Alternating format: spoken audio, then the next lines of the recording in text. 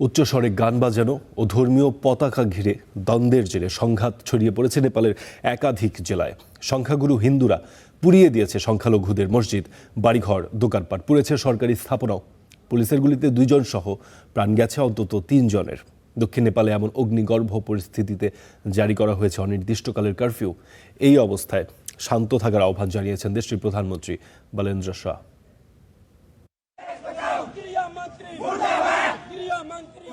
মুসলিম ভাগাও, দেশ বাঁচাও, জয় শ্রীরাম এমন স্লোগান দিতে দিতে এগোচ্ছিল হিন্দুত্ববাদীদের এই শোভাযাত্রা।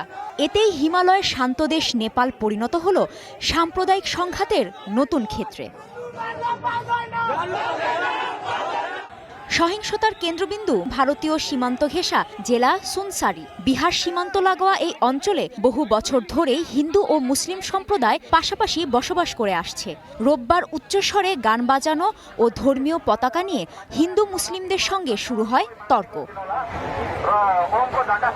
বহুদিনের ধর্মীয় সহাবস্থানের দেশে এই তুচ্ছ বাকবিতণ্ডাই মুহূর্তে রূপ নেয় সাম্প্রদায়িক সংঘর্ষে। শুরু হওয়া উত্তেজনা দ্রুত কয়েকটি এলাকায় ছড়িয়ে পড়ে।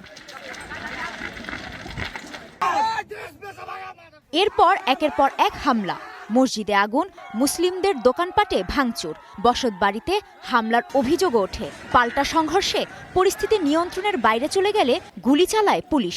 ঘটনাস্থলেই নিহত হন 2 জন। পরে পাশের সিরাহা জেলায় কারফিউ চলাকালীন বিক্ষোভে আরও 1 জন নিহত হন।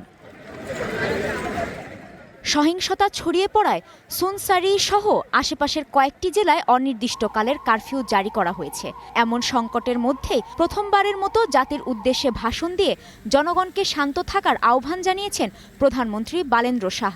ঘটনাमा संलग्न दोषी जो कोही भए पनि সরকারের পক্ষ থেকে আমি নাগরিক, সুশীল সমাজ, ধর্মীয় সম্প্রদায়, রাজনৈতিক দল ও গণমাধ্যমের প্রতি ধৈর্য ও সংযম প্রদর্শনের আহ্বান জানাচ্ছি।